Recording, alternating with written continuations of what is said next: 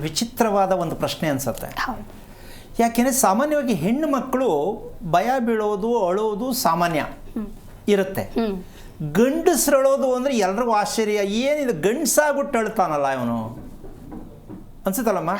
ಹೆಂಗಸತ್ರ okay, ಗಂಡಸತ್ರ ಹೆಣ್ಸ್ಕತೆ ಏನಾಗಬೇಕು? ಇದು ವಿಚಿತ್ರ ಅನ್ಸಿದ್ರು ಇದರ ರಹಸ್ಯ ಏನಿರಬಹುದು. ಗಂಡಸು ಹೆಸರಿಗೆ ಯಾವ ಪುರುಷಾರ್ಥಕ್ಕೆ ಗಂಡಸು ಅಂತ ಅನ್ನಿಸ್ಕೋಬೇಕು ಅನ್ನೋದು ಅವರಲ್ಲೇ ಅನ್ನಿಸ್ತಾ ಇರುತ್ತೆ.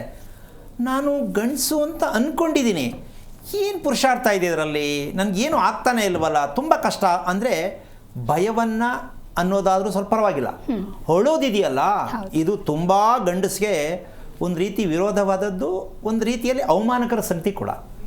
ಅಂದರೆ ಎಲ್ರಿಗೂ ಹೇಳ್ತಾರೆ ಅನ್ನೋ ಪ್ರಶ್ನೆ ಅಲ್ಲ, ಒಬ್ಬರೇ ಆಗಲಿ. ಇದು ಯಾಕೆ ಉತ್ಪತ್ತಿ ಆಗತ್ತೆ? ಆಗಬಾರ್ದು. ಕೆಲವರು ಮನೇಲಿ ಹೆಂಗಸರು ಸ್ಪೀಡು, ಅಯ್ಯೋ ಏನು ಉಪಯೋಗ ಅಲ್ಲ, ಹೆಂಡತಿ ಹತ್ರ ಮಾತಾಡಪ್ಪ, ಗಂಡದೇನು ನಡೆಯಲ್ಲ, ಹೆಂಡತಿ ಹೇಳಿದ್ಮೇಲೆ ಮುಗೀತು, ಗಂಡದೇನು ನಡೆಯಲ್ಲ, ಈ ಥರದ್ದು ಒಂದು ಸಂಸಾರಗಳು ಸಾಕಷ್ಟಿರುತ್ತೆ. ಆದರೆ ಏನು ಮಾಡೋದು, ಯಾರೋ ಒಬ್ರು ಧೈರ್ಯವಾಗಿದ್ದರೆ ಸರಿ ಬಿಡು ಅಂತ ಹೆಂಗೆ ಹೇಳ್ಕೊಂಡು ಹೋಗ್ತಿರ್ತಾರೆ.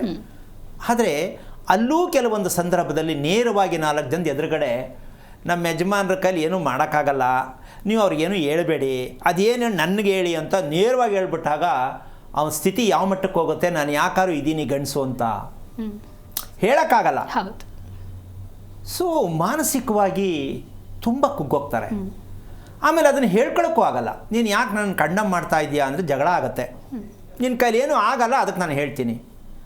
ಸೊ ಇದು ಹೆಂಗಾಗತ್ತೆ ಅಂದರೆ ದಿನೇ ದಿನೇ ದಿನೇ ತುಂಬ ಕೊರಗೋಗ್ತಕ್ಕಂಥ ಮಟ್ಟಕ್ಕೆ ಬರ್ತಕ್ಕಂಥದ್ದು. ಈ ರೀತಿಯಾಗಿ ಯಾಕೆ ಆ ರೀತಿ ಉತ್ಪತ್ತಿ ಆಗಬೇಕು? ಹೆದರಿಸ್ಬೇಕು. ಹೆದರ್ಕೊಳ್ಳೋದು ಅಳೋದು ಅನ್ನೋದು ತಪ್ಪಲ್ವಾ? ಇದು ಎಲ್ಲಿಂದ ಬರ್ತಾ ಇದೆ ರಹಸ್ಯ? ಯಾಕೆ ಆಗ್ತಾ ಇದೆ ಇದು?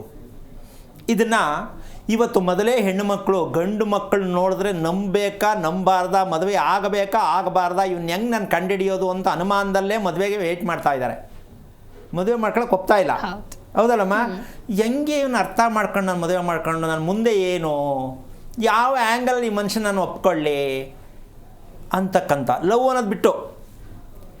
ಹಾಗಿರಬೇಕಾದ್ರೆ ಈ ಒಂದು ಸಮಸ್ಯೆಗೆ ಒಂದು ಪರಿಹಾರ ಮತ್ತು ಅದಕ್ಕೆ ಕಾರಣ ಏನು ಅಂತ ತಿಳ್ಕೊಂಬಿಟ್ರೆ ನಿಜವಾಗ್ಲೂ ಅದಕ್ಕೊಂದು ಅರ್ಥಗರ್ಭಿತವಾದ ಒಂದು ಜೀವನ ಆಗತ್ತೆ.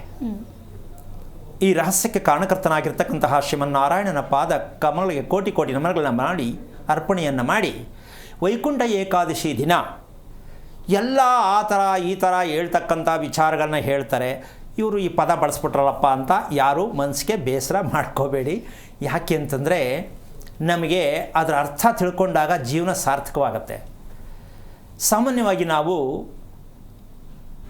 ತಾಪತ್ರಯ, ದುಃಖ, ನೋವು ಅಂತ ಒಂದು ಸಂದರ್ಭಕ್ಕೆ ನಾವು ತಗೊಳ್ಬೇಕಾಗಿದ್ದು ಸಾವಿನ ಹತ್ತಿರಕ್ಕೆ ಇರ್ತಕ್ಕಂಥ ಕಾಯಿಲೆ.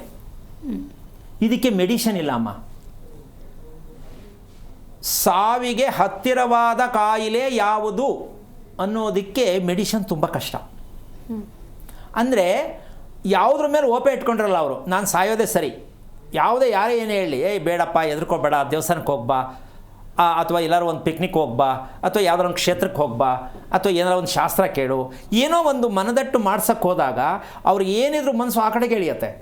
ಇಲ್ಲ ನಾನು ಸಾಯೋದೇ ಸರಿ, ಪ್ರಯೋಜನ ಇಲ್ಲ, ನನ್ನ ಕಾಲ ಆಗಲ್ಲ, ಪ್ರಯತ್ನ ಎಲ್ಲ ಮಾಡಾಯಿತು, ನನಗಿನ್ನ ಜಾಗ ಇಲ್ಲ, ನನಗಿನ್ನ ದಾರಿ ಇಲ್ಲ, ಈ ಮಟ್ಟಕ್ಕೆ ಹೋದವ್ರನ್ನ ರಿಪೇರಿ ಮಾಡೋಕ್ಕಾಗಲ್ಲ. ಇದು ಸಾವಿಗೆ ಹತ್ತಿರವಾದ ಒಂದು ಮಹಾ ಕಾಯಿಲೆ.